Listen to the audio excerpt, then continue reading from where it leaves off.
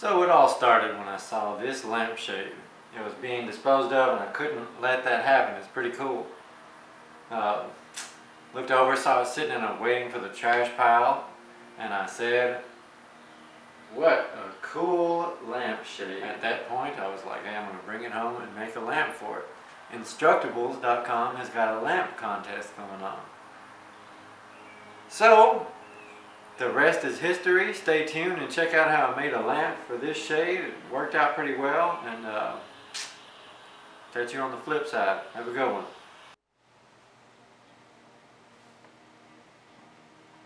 So from the get-go I knew I wanted to make a segmented turning. I have never done that, and I've always really liked them when I see other people do that type of thing. So I grabbed up a whole bunch of pallet boards that I had laying around and decided to go with a bunch of stacks of hexagons. So I was cutting 30-degree wedges. So I set up the miter gauge in my table saw to 30 degrees and ran through a whole bunch of boards. Should have been a little more selective. You'll see why here in a little while.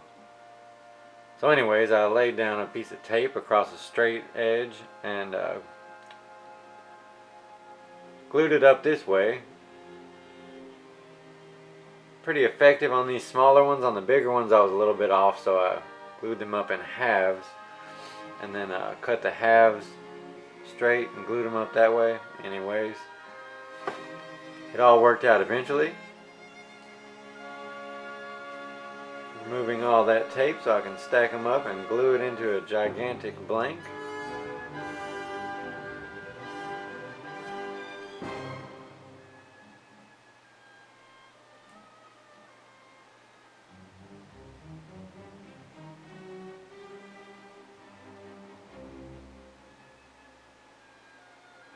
So I put some weights on there and let that dry up for a little while, and here you see me using a scroll saw to cut out a little circle to put on the top, and a piece of wood that I put on the bottom there to attach my faceplate to later. While that's drying up, I thought I'd go ahead and do a bit of scroll sawing for the legs on this lamp. So I made this template, which I'll make available to download for you on the Instructable that I'm doing for this project. So to use my template, I needed a piece cut to that exact size. I had this piece of 2x4 laying in the corner. Thought I'd put it to good use. So like you'll see on a bar stool or something, I set the miter gauge 5 degrees off of 90 here, and then set the saw blade to 5 degrees as well. So like a compound cut at 5 degrees for all 4 of these legs. You'll see as I stack it up here, now they're all level. I probably could have just left it like that, but in classic me fashion, I've got to overcomplicate something. You know, why make it simple when you can overcomplicate it? So I used spray adhesive to glue down the template here on all 4, and then I wrapped it in packaging tape. Make sure you got plenty of packaging tape. You'll see why here in a second. Now for your compound cuts, the interior cuts, you can go ahead and drill out. I highly recommend using a drill press if you have one. If not, just try to do it as straight as possible with your handheld drill. This looks a little bit willy-nilly, but you'll see it's not as tough as you may think. So if you haven't done anything like this, don't be intimidated by it. It's pretty easy. Cut out one side, set that cut off a side, and then cut out the other. Just be careful to go as smooth as possible. Minimize sanding later. So once you have the 2 sides, you can put them back in, tape it back up with your packing tape. Then you can flip it to its other face and cut out both sides there. Once you've done that, then you can tape it back up and cut out your interior cuts on both sides. That sounded really complex, but it's really not. As with any scroll saw project, just cut along the lines. Alright, then you get to take everything off and see the masterpiece underneath. Ah! So a little bit of sanding and a little bit of filing later, you'll have that cleaned up in no time. And tons of fine powder-like sawdust. I actually set mine aside in a bucket so I could use it later to fill in gaps on this turning. Oh yeah. So to start off with this bad boy, I put it between centers, sharpened up a couple chisels. I just figured it wasn't quite ready to just jump right into the faceplate. I thought I'd true it up a little bit between centers. I'm more comfortable that way. Pretty much always do that.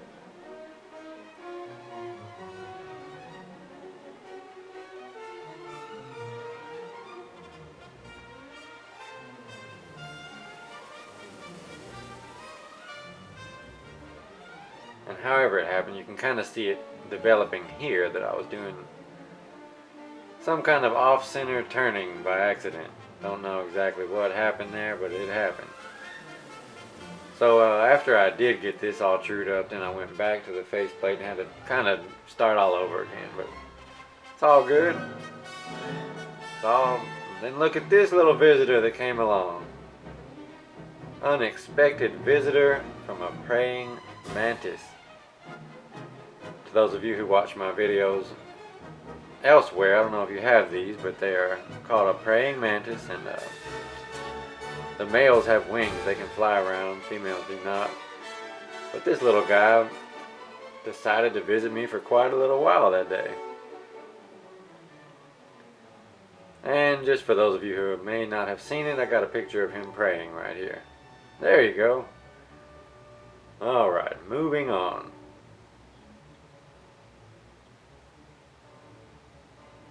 I also got visited by a hummingbird that got stuck in my garage. I did not add in the video. Maybe I'll put that little hummingbird into the next one. It was quite an adventure there.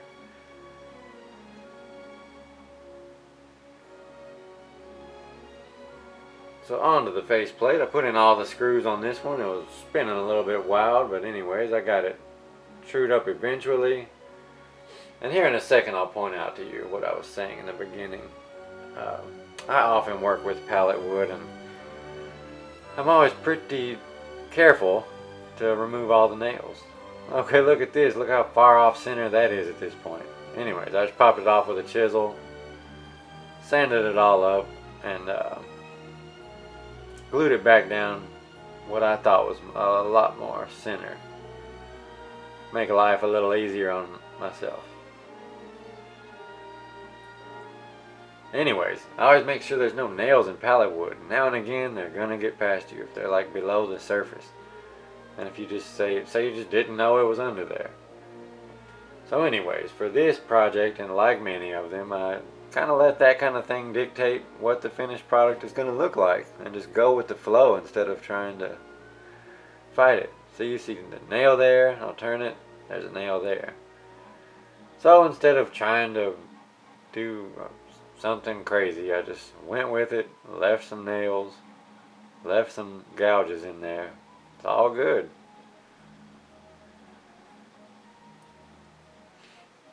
Now as far as design elements go, I decided not to overdo it because the legs were so ornate, if you will. I kept the turning very, very simple and straightforward. So put on a couple coats of shellac, and then I drilled out the center so I'd be able to run the lamp fixture through. It was pretty much hollow because of the way I glued up the blank, but just thought I'd be sure. Took apart the old lamp, and then glued up my base.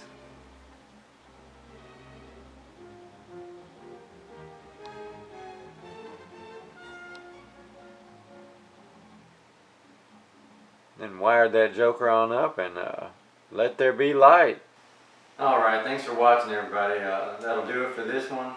Really fun project. Kind of embraced the imperfections of working with pallet wood. When there's nail holes or big divots or whatever, just go with it.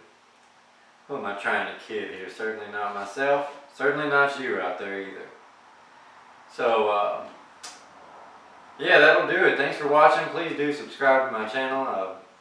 Putting out a new video pretty soon following this one. You're not going to want to miss it. Push that like button, subscribe, share, all that good stuff. Have a good one.